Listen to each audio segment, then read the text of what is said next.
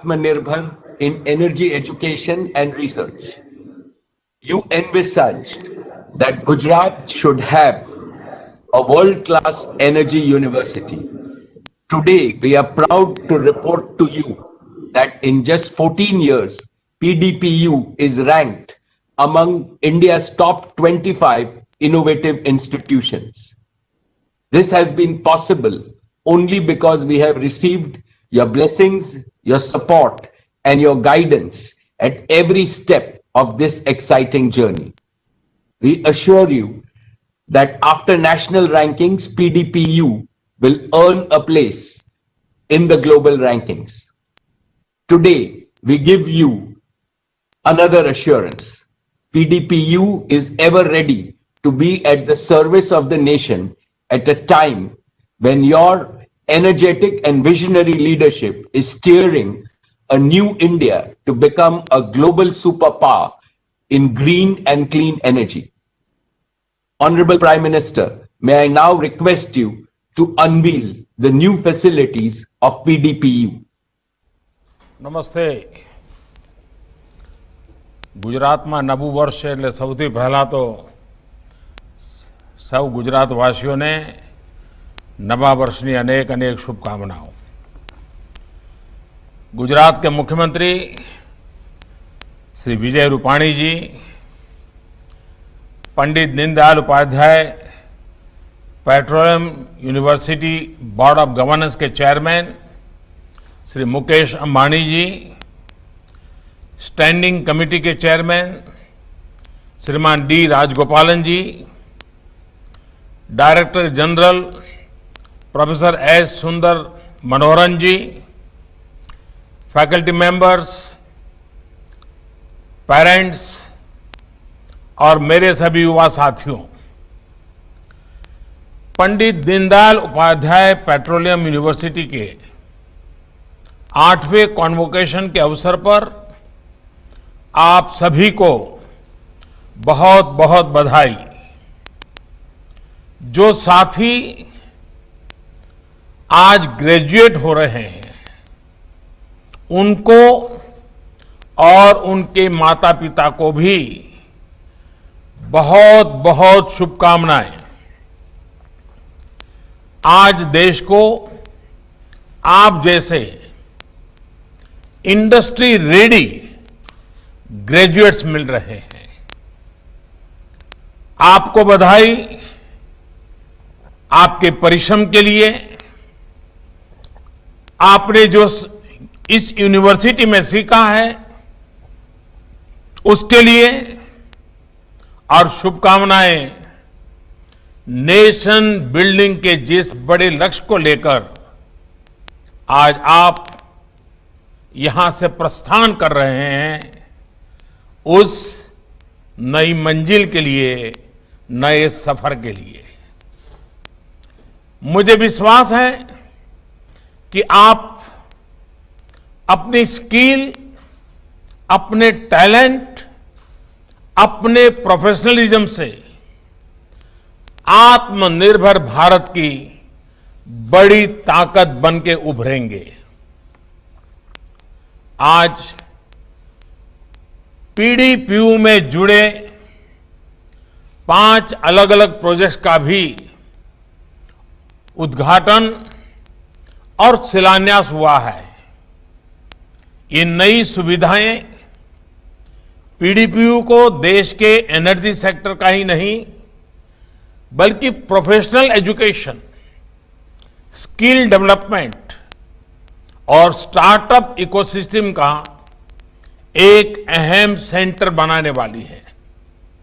साथियों, मैं बहुत शुरुआत काल से इस यूनिवर्सिटी के प्रोजेक्ट से जुड़ा रहा हूं और इसलिए मुझे ये देखकर बहुत खुशी होती है कि आज पीडीपीयू देश ही नहीं बल्कि विश्व में भी अपनी एक जगह बना रहा है, अपनी एक पहचान दर्ज करा रहा है.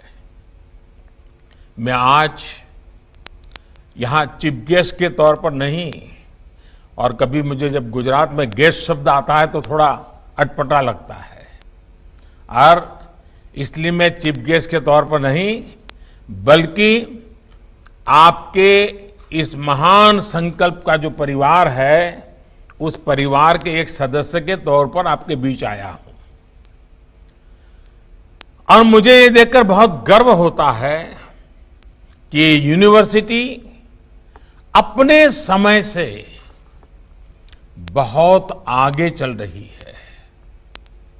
एक समय था जब लोग सवाल उठाते थे कि इस तरह की यूनिवर्सिटी कितना आगे बढ़ पाएगी, लेकिन यहां के स्टूडेंट्स ने, फैकल्टी मेंबर्स ने, यहां से निकले प्रोफेशनल्स ने अपने कर्तृत्व से इन सारे सवालों के जवाब दे दिए हैं। बीते 1.5 दशक में पीडीपीयू ने पेट्रोलियम सेक्टर के साथ साथ पूरे एनर्जी स्पेक्ट्रम और अन्य क्षेत्रों में भी अपना विस्तार किया है। और पीडीपीयू की प्रगति देखते हुए आज मैं गुजरात सरकार को भी अनुरोध करता हूं कि जब मैं इस काम पे शुरू में सोच रहा था, तब मेरे मन में था कि एक पेट्रोलियम यूनिवर्सिटी, क्योंकि गुजरात पेट्रोलियम क्षेत्र में आगे बढ़ना चाहता था। लेकिन अब जिस प्रकार से देश और दुनिया की रिक्वायरमेंट है, जिस प्रकार से इस यूनिवर्सिटी ने अपना रूप लिया है, मैं गुजरात सरकार से आग्रह करूंगा कि कानून में अगर आवश्यक हो तो परिवर्तन करके इसको सिर्फ पेट्रोलियम यूनिवर्सिटी के बजाय अच्छा होगा अब इसको हम एक एनर्जी यूनिवर्सिटी के रूप में कन्वर्ट करें उसका नाम, क्योंकि उसका रूप दायरा बहुत विस्तार होने वाला है। और आप लोगों ने इतने कम समय में जो कमाया है, जो देश को दिया है, शायद एनर्जी यूनिवर्सिटी इसका विस्तार बहुत बड़ा लाभकर्ता देश को होगा। पेट्रोलियम यूनिवर्सिटी कल्पना मेरी ही थी और आज मेरी ही कल्पना का विस्तार करते हुए मैं पेट्रोलियम की जगह पे पूरा एनर्जी सेक्टर को इसके साथ जोड़ने के लिए आपसे आग्रह करता हूं। आप लोग विचार कीजिए, अगर ठीक लगता है मेरा सुझाव तो उस पर देखिए। यहां स्थापित होने जा रहे 45 मेगावाट का सोलर पैनल मैन्युफैक्चरिंग प्लांट हो या centre of excellence on water technology, देश के लिए पीडीपीयू के लार्जर विजन को भी ये प्रकट करता है।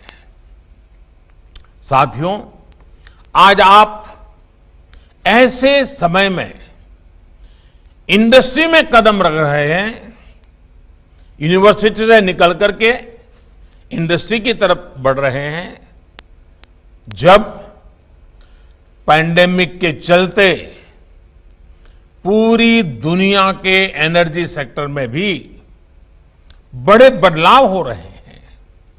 ऐसे में आज भारत में एनर्जी सेक्टर में ग्रोथ की, एंटरप्राइज स्पिरिट की, एम्प्लॉयमेंट की असीम संभावनाएं हैं। यानी आप सभी सही समय पर सही सेक्टर में पहुंचे हैं।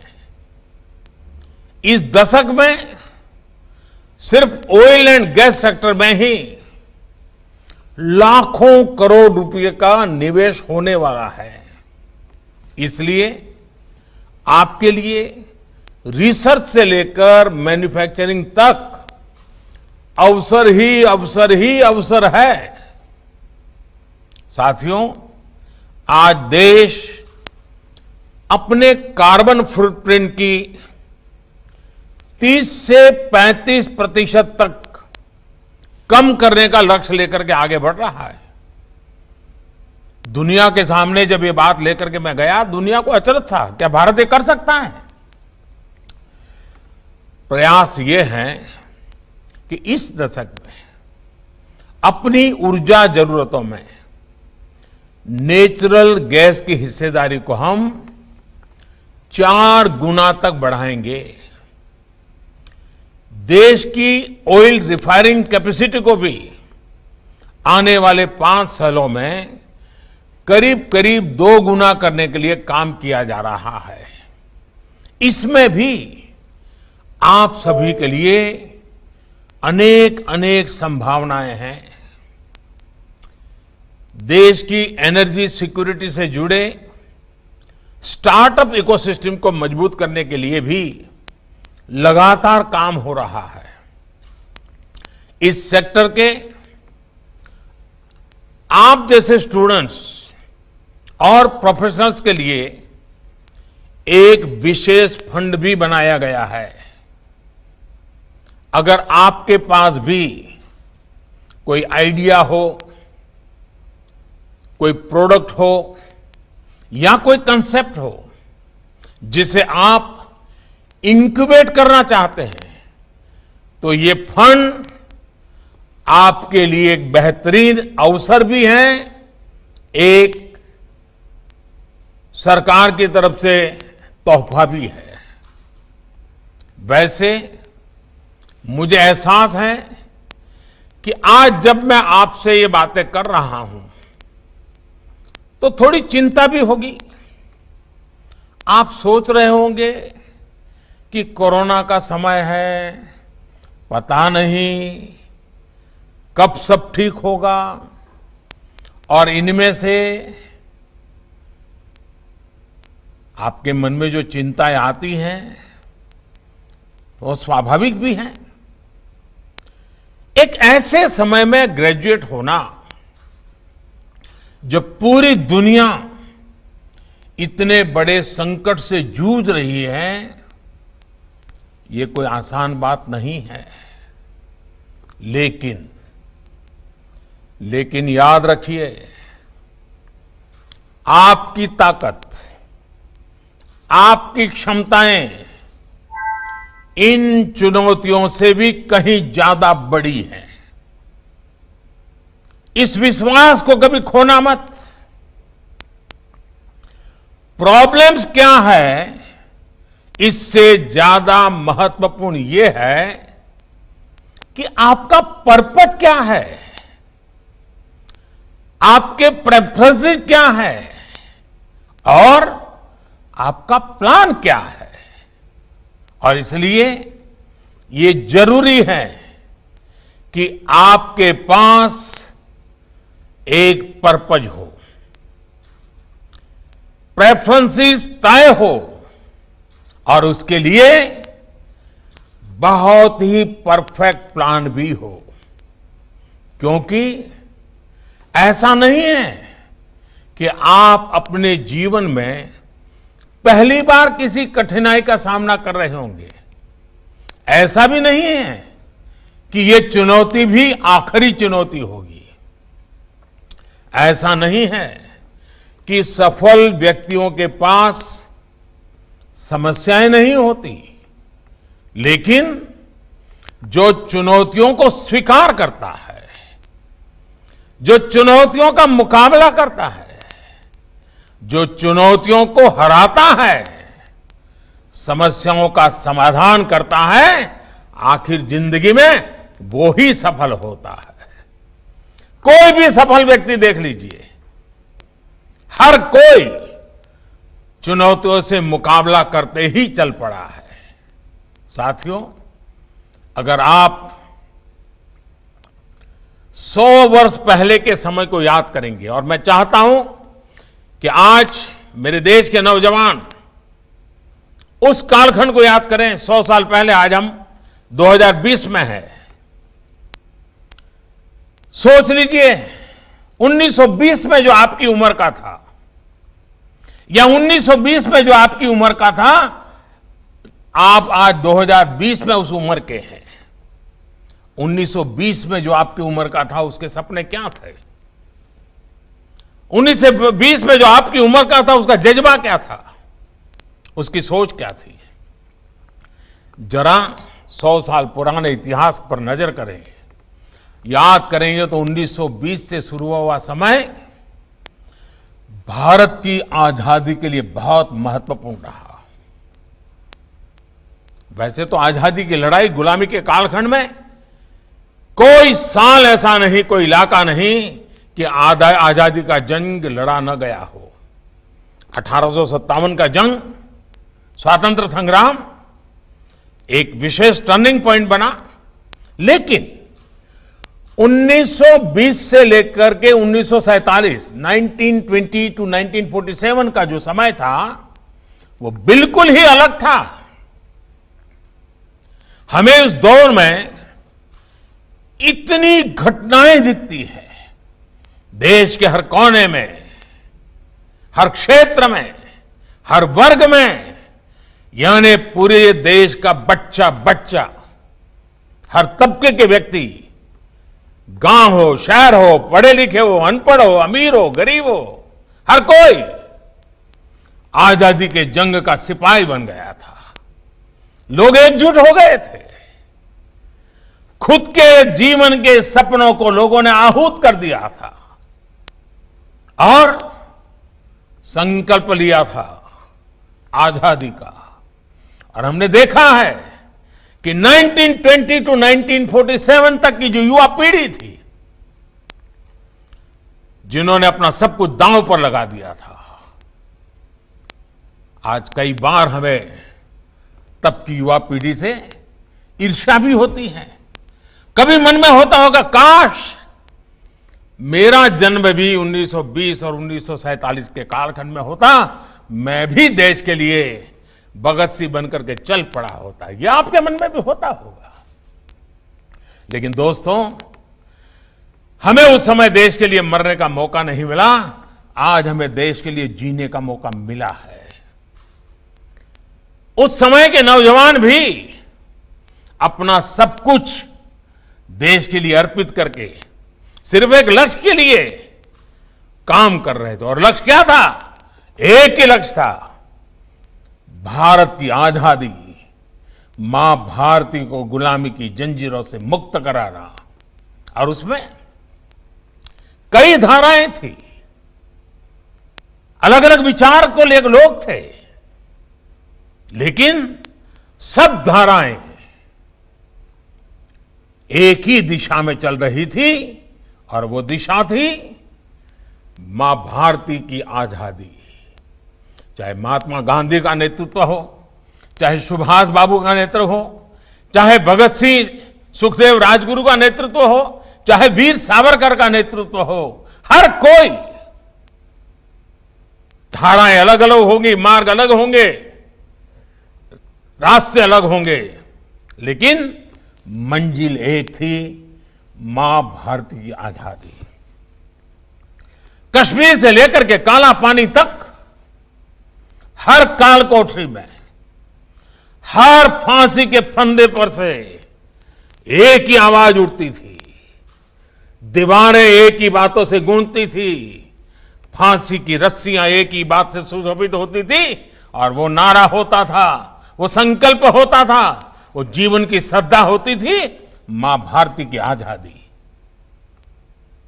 मेरे नौजवान साथियों, आज हम उस दौर में नहीं है, लेकिन आज भी मातृभूमि की सेवा का अवसर वैसा ही है।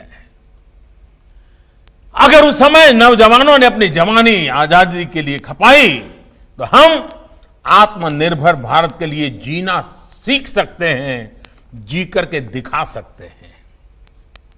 आज हमें आत्मनिर्भर भारत के लिए खुद ही एक आंदोलन बन जाना है, एक आंदोलन का सिपाही बनना है,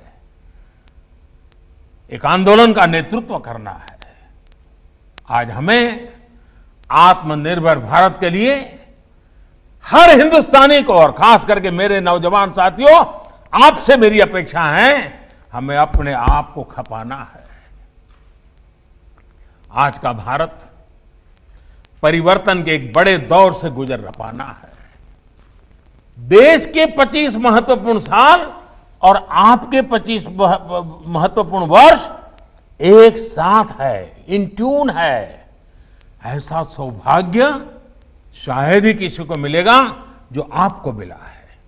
आप देखिए, जीवन में वही लोग सफल होते हैं, वही लोग कुछ कर दिखाते हैं जिनके जीवन में सेंस ऑफ रिस्पांसिबिलिटी का भाव होता है।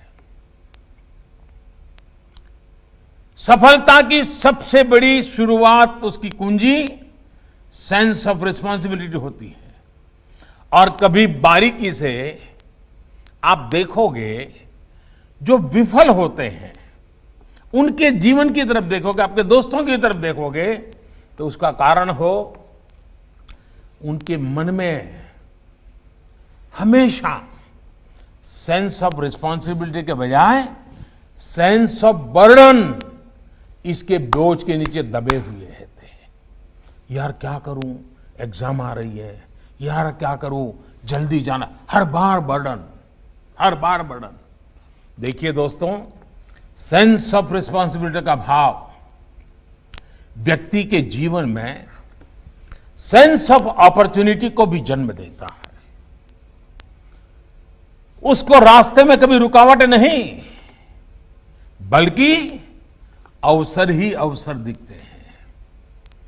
सेंस ऑफ रिस्पांसिबिलिटी व्यक्ति के पर्पस ऑफ लाइफ के साथ ट्यून्ड हो, उनके बीच में कॉन्ट्राडिक्शन नहीं होना चाहिए, उनके बीच में संघर्ष नहीं होना चाहिए। सेंस ऑफ रिस्पांसिबिलिटी और पर्पस ऑफ लाइफ दो ऐसी पटरियां हैं जिन पर आपके संकल्पों की गाड़ी बहुत तेजी से दौड़ सकती है।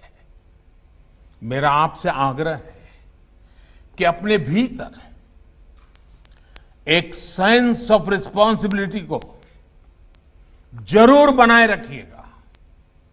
ये सेंस ऑफ रिस्पांसिबिलिटी देश के लिए हो, देश की जरूरतों को पूरा करने के लिए हो। आज देश अनेक सेक्टर्स में तेजी के साथ आगे बढ़ रहा है। साथियों, इच्छाओं के अंबार से संकल्प की शक्ति अपरंपार होती है। करने को बहुत कुछ है, देश के लिए पाने को बहुत कुछ है, पर आपका संकल्प, आपके लक्ष्य फ्रैगमेंटेड नहीं होने चाहिए, टुकड़ों में बिखरे पड़े नहीं होने चाहिए। आप कमिटमेंट के साथ आगे बढ़ेंगे, आप खुद में एनर्जी का एक विशाल भंडार भी महसूस करेंगे।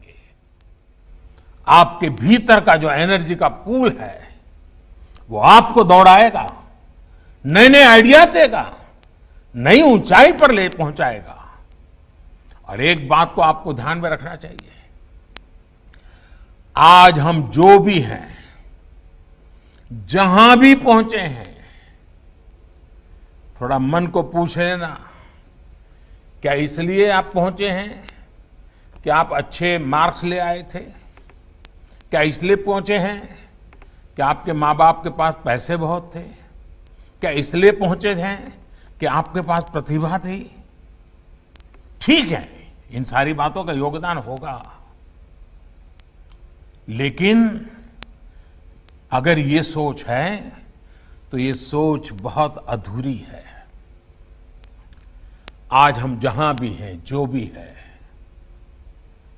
हमसे ज्यादा हमारे अगल बगल के लोगों का योगदान है, समाज का योगदान है, देश का योगदान है, देश के गरीब से गरीब का भी योगदान है, तब जाकर मैं आज यहां पहुंचा हूं। कभी कभी हमें इसका एहसास ही नहीं होता है। आज भी जिस यूनिवर्सिटी में, उसे बनाने में कितने ही मजदूर भाई बहनों ने अपना पसीना बनाया होगा, कितने ही मध्यम वर्गीय परिवारों ने अपना टैक्स दिया होगा, तब जाकर के ये यूनिवर्सिटी बनी होगी, इस यूनिवर्सिटी में आपकी पढ़ाई होगी है। ऐसे कई लोग होंगे जिनके नाम का आपको पता भी नहीं होगा, लेकिन उनका भी आपकी जिंदगी में कुछ न कुछ योगदान है। हमें हमेशा यह एहसास होना चाहिए कि हम उन लोगों के भी ऋणी हैं, हम पर उनका भी कर्ज है। हमें समाज ने, देश ने यहां तक पहुंचाया है, इसलिए हमें भी संकल्प लेना होगा कि हम भी देश को का जो ऋण हम पर है, उस ऋण को मैं उतारूंगा, मैं उससे समाज को वापस करूंगा। साथियों, मानव जीवन के लिए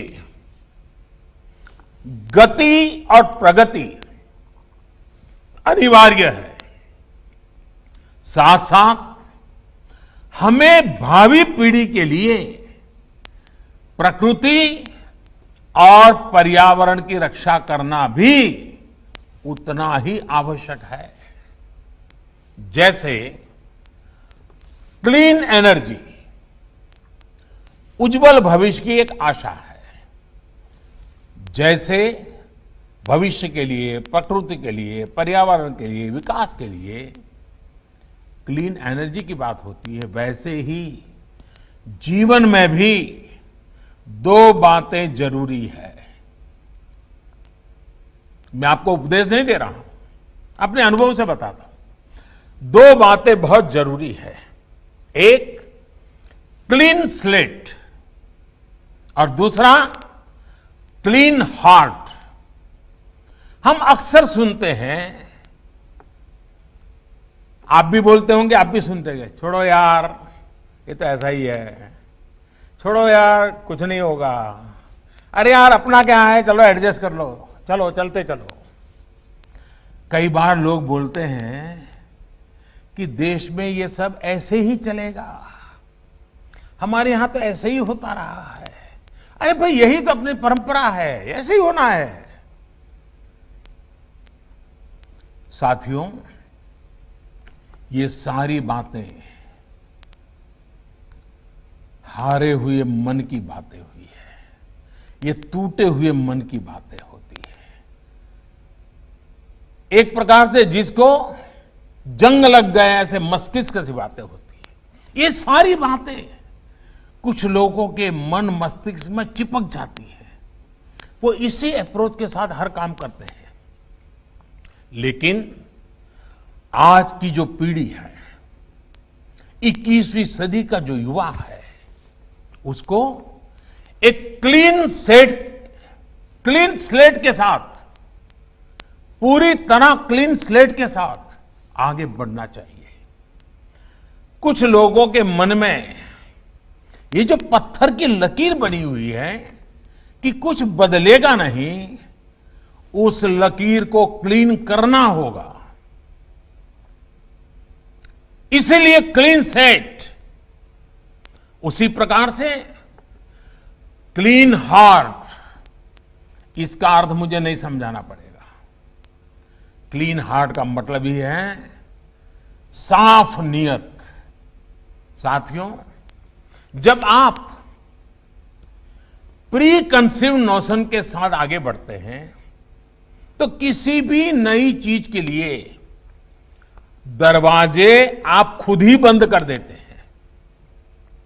साथियों, अभी से 20 साल पहले का समय था जब मैं पहली बार गुजरात का मुख्यमंत्री बना था।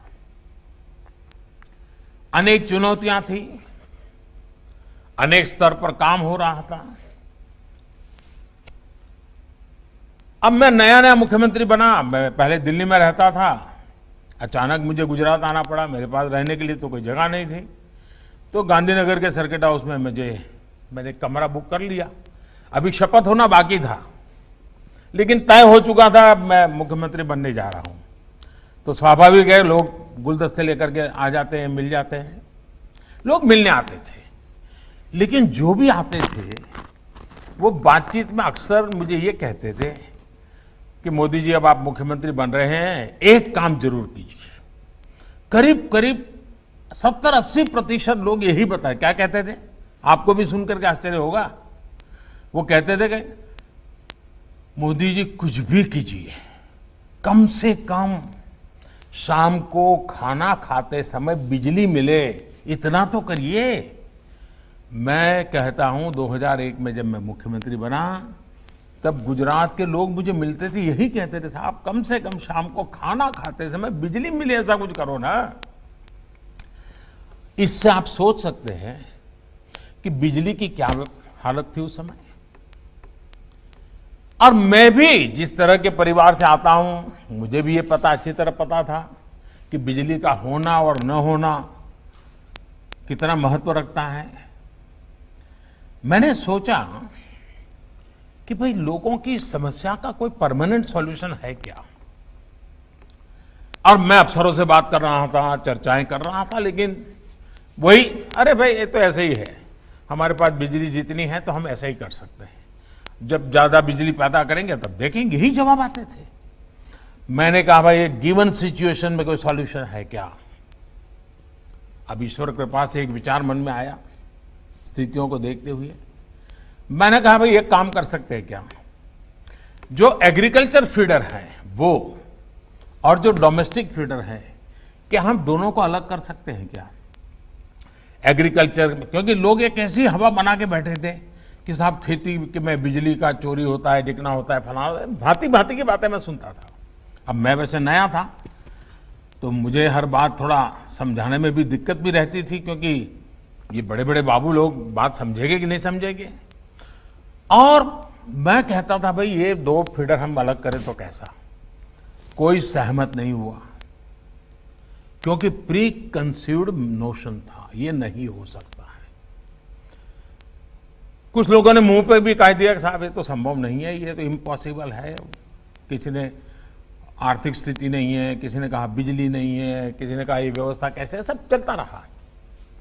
आप हैरान हो जाएंगे, इसके लिए जो फाइलें चली, वो फाइलों का मुझे लगता है वजन भी 5-7-10 किलो तक शायद पहुंच गया होगा। और हर बार हर अफसर नेगेटिव लिखता था, हर कोई। अब मैं लगा रहा था कि कुछ करना है मुझे। इसके बाद मैंने एक सेकंड ऑप्शन शुरू किया कि मैंने कहा ये अफसरों के साथ और इसके जो बनी है, मैं कुछ भी कहने जाऊंगा पता नहीं। तो मैंने एक उत्तर गुजरात में एक सोसाइटी थी जिनके साथ 45 गांव जुड़े थे, उनको बुलाया। मैंने कहा भाई एक मेरा ये सपना है कि आप कर सकते हैं क्या। तो उन्होंने कहा साहब हमको सोचने दीजिए। मैंने कहा इंजीनियर वगैरह की मदद लीजिए, मेरी इतनी इच्छा है कि 45 गांवों में जो बिजली जाती है वहां मैं एग्रीकल्चर और डोमेस्टिक को फीडर अलग करना चाहता हूं। तो दोबारा आए, उन्होंने कहा साहब हमें कोई मदद की जरूरत नहीं, हमें 10 करोड़ रुपए इस पर खर्च करने की गुजरात सरकार हमें मंजूरी दे दे। जो कोऑपरेटिव सोसाइटी के रूल्स रेगुलेशन होते हैं उसमें थोड़ी मदद करिए। मैंने कहा ये मेरी जिम्मेवारी, हमने परमिशन दी। उन्होंने ये काम शुरू किया। मैंने इंजीनियरों को जरा आग्रह से किया भाई जरा करिए इस काम को, और उन 45 गांवों में डोमेस्टिक फीडर और एग्रीकल्चर फीडर को अलग किया। परिणाम ये आया कि खेती में जितना समय बिजली देनी थी देते थे, वो अलग टाइम था। घरों में 24 घंटे बिजली पहुंचने लगी। और फिर मैंने एजुकेशन यूनिवर्सिटियों की मदद से थोड़ा नौजवानों को भेज करके उसका जरा थर्ड पार्टी असेसमेंट करवाया। आप हैरान हो जाएंगे, जो इस गुजरात में रात को खाने समय बिजली मिलना भी मुश्किल था, 24 घंटे बिजली मिली। लेकिन इसके साथ एक इकोनॉमी शुरू हुई। टेलर भी अपना जो सुइंग मशीन था उसको अब पैर से नहीं इलेक्ट्रिक मशीन से चलाने लगा। धोबी भी इलेक्ट्रिक इससे उपयोग करने लगा। किचन में भी बहुत सारी इलेक्ट्रिक चीजें आने लग गई। लोग एसी खरीदने लगे, पंखा खरीदने लगे, टीवी खरीदने लगे। एक जीवन बदलना शुरू हो गया। सरकार की इनकम में भी बढ़ोतरी हुई। इस प्रयोग ने हमारे सभी उस समय के अफसरों के दिमाग को बदला। आखिर का निर्णय हुआ कि कि ये रास्ता सही है और पूरे गुजरात में 1000 दिन का कार्यक्रम बनाया। 1000 दिन में एग्रीकल्चर फीडर और डोमेस्टिक फीडर अलग किए जाएंगे और 1000 दिन के भीतर भीतर सारे गुजरात में 24 घंटे घरों में बिजली पहुंचना संभव हुआ। अगर मैंने वो प्री कंसीव नोशन को पकड़ा होता तो ये नहीं होता। क्लीन स्लेट था मेरा, नए सिरे से मैं सोचता था और उसी का परिणाम हुआ। साथियों, एक बात मान के चलिए, restriction do not matter, your response matters. मैं आपको एक और उदाहरण देता हूं। ये मैं कोई अपनी वाहवाही करने के लिए नहीं कह रहा हूं, लेकिन कभी ध्यान में आता है कि हम किस प्रकार से बदलाव ला सकते हैं। गुजरात पहला राज्य था जिसने अपने स्तर पर सोलार पॉलिसी बनाई थी। तब ये बात आई थी कि सोलार बिजली की कीमत प्रति यूनिट 12-13 रुपया तक जाएगी। ये कीमत उस समय के हिसाब से बहुत कम थी, क्योंकि थर्मल की जो बिजली थी वो 2, 2.5, 3 रुपये तक मिल जाती थी। वही बिजली अगर 13 रुपया, अब आप जानते हैं आजकल जिस प्रकार से हो हल्ला करने की फैशन है, हर चीज में नुक्स निकालने की फैशन है, उस समय तो और मेरे लिए तो बड़ी परेशानियां रहती थी। अब मेरे सामने विषय आया कि साहब ये तो बहुत बड़ा तूफान खड़ा हो जाएगा। कहां 2 रुपये 3 रुपये वाली बिजली और कहां 12-13 रुपये बिजली वाले हैं। लेकिन साथियों, मेरे सामने एक ऐसा पल था कि मुझे मेरी प्रतिष्ठा की चिंता करनी कि मेरे भावी पीढ़ी की चिंता करना। मुझे मालूम था कि ये इस प्रकार के निर्णय की मीडिया में बहुत धुलाई होगी, भांति भांति के करप्शन के आरोप लगेंगे, बहुत कुछ होगा। लेकिन मैं क्लीन हार्ट था। मैं जेन्युइनली मानता था कि हमें कुछ न कुछ तो लाइफस्टाइल बदलने के लिए करना पड़ेगा। आखिरकार हमने फैसला लिया, सोलार एनर्जी की तरफ जाने का फैसला लिया और हमने ईमानदारी के साथ ये निर्णय किया, उज्जवल भविष्य के लिए किया, एक विजन के साथ किया। गुजरात में सोलार प्लांट की शुरुआत हुई, बहुत बड़ी मात्रा में हुई। लेकिन उसी समय जब गुजरात ने पॉलिसी बनाई तो भारत सरकार ने भी फुल स्टॉप कॉमा के साथ वही पॉलिसी उस समय बनाई। जब मैं गुजरात का मुख्यमंत्री था, आपको मालूम है वहां दिल्ली में किसकी सरकार थी, उन्होंने बनाई। लेकिन उन्होंने क्या किया, उन्होंने 18-19 रुपया दाम तय किया। अब हमारे अफसर आए, बोले साहब ये हम 12-13 देंगे, ये 18-19 देंगे, तो हमारे यहां कौन आएगा। मैंने कहा बिल्कुल नहीं, मैं 12-13 पर ही टिका रहूंगा, 18-19 की मैं देने को तैयार नहीं हूं। लेकिन हम डेवलपमेंट के लिए एक ऐसा इकोसिस्टम देंगे, ट्रांसपेरेंसी देंगे, स्पीड करेंगे, दुनिया हमारे यहां आएगी, एक अच्छे गवर्नेंस के मॉडल के साथ आगे बढ़ेंगे। और दोस्तों, आज देख रहे हैं आप कि गुजरात ने जो सोलार का इनिशिएटिव लिया, आज गुजरात सोलर पावर जनरेशन में कहां पहुंचा है वो आपके सामने साक्षी हैं। और आप स्वयं यूनिवर्सिटी आज एक काम को आगे बढ़ाने के लिए आगे आए हैं। जो 12-13 रुपये से शुरू हुआ था वो पूरे देश में सोलार एक मूवमेंट बन गया। और यहां आने के बाद तो मैंने इंटरनेशनल सोलार अलायंस, ऐसा एक ऐसी संस्था का निर्माण किया है जिसमें दुनिया के करीब 80-85 देश उसके मेंबर बन गए हैं और पूरे दुनिया में मूवमेंट का कारण बन गए हैं। लेकिन ये कन्विक्शन, क्लीन हार्ट के साथ कन्विक्शन, उसका ये परिणाम है कि आज हिंदुस्तान सोलार के अंदर बहुत तेजी से आगे बढ़ रहा है। आज प्रति यूनिट कीमत 12-13 से कम होकर के 2 रुपये से भी कम पहुंच गई है। आज देश की भी एक प्रमुख प्राथमिकता सोलर पावर बन गया है और हमने 2022 तक 175 गीगावाट रिन्यूएबल एनर्जी के लिए निर्णय संकल्प किया हुआ है। और मुझे विश्वास है कि हम 2022 के पहले इसको पूरा कर लेंगे और 2030 तक रिन्यूएबल एनर्जी का हमारा लक्ष्य है 450 गीगावाट। बहुत बड़ा लक्ष्य है।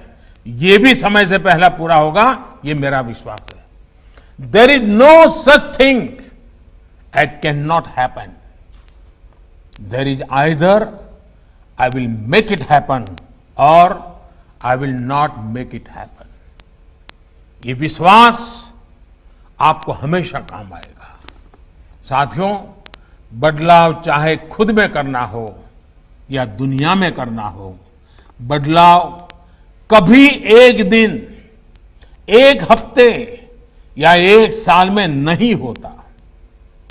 बदलाव के लिए थोड़ा ही प्रयास, लेकिन थोड़ा थोड़ा निरंतर प्रयास, लगातार सस्टेन हमें हर दिन करता पड़ता है। नियमित होकर किए गए छोटे छोटे काम बहुत बड़े बदलाव लाते हैं। अब जैसे कि आप अगर हर दिन कम से कम 20 मिनट कुछ नया पढ़ने का या सीखने की आदत डाल सकते हैं, इसी तरह आप ये भी सोच सकते हैं कि क्यों न हर दिन 20 मिनट कुछ नया सीखने के लिए डेडिकेट किए जाएं।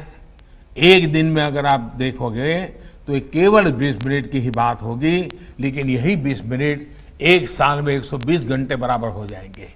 ये 120 घंटों का प्रयास आपके भीतर कितना बड़ा बदलाव कर देगा, ये महसूस करके आप खुद भी हैरान हो जाएंगे। साथियों, आपने क्रिकेट में भी देखा होगा, जब किसी टीम को बहुत बड़ा टारगेट चेज करना होता है तो वो ये नहीं सोचती कि उसे टोटल कितने रन बनाने हैं। बैट्समैन ये सोचते हैं कि उसे हर ओवर में कितने रन बनाने चाहिए। यही मंत्र फाइनेंशियल प्लानिंग में भी बहुत लोग लेकर चलते हैं।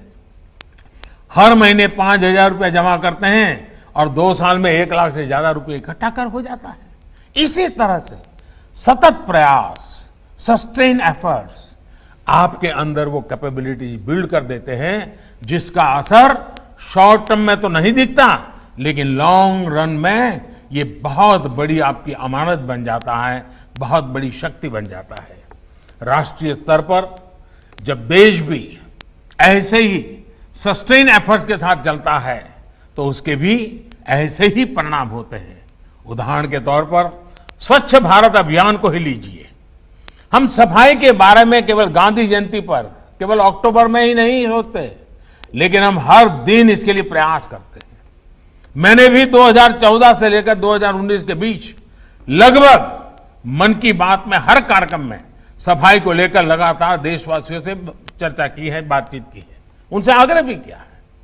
हर बार अलग अलग मुद्दों पर बात, थोड़ी थोड़ी बात होती रही, लेकिन लाखों करोड़ों लोगों के छोटे छोटे प्रयासों से स्वच्छ भारत एक जन आंदोलन बन गया। सस्टेन एफर्ट्स का यही प्रभाव होता है, ऐसे ही परिणाम आते हैं। साथियों, 21वीं सदी में दुनिया की आशाएं और अपेक्षाएं भारत से हैं और भारत की आशा और अपेक्षा आपके साथ जुड़ी है। मैं फिर कहता हूं, आपके साथ जुड़ी है। हमें तेज गति से चलना ही होगा, आगे बढ़ना ही होगा। पंडित दीनदयाल उपाध्याय जी ने अंत्योदय का विजन दिया, नेशन फर्स्ट, कि जिन सिद्धांतों को लेकर के वो चले, हमें मिलकर उन्हें और मजबूत करना है। हमारा हर काम राष्ट्र के काम हो, इसी भावना के साथ हमें आगे बढ़ना है।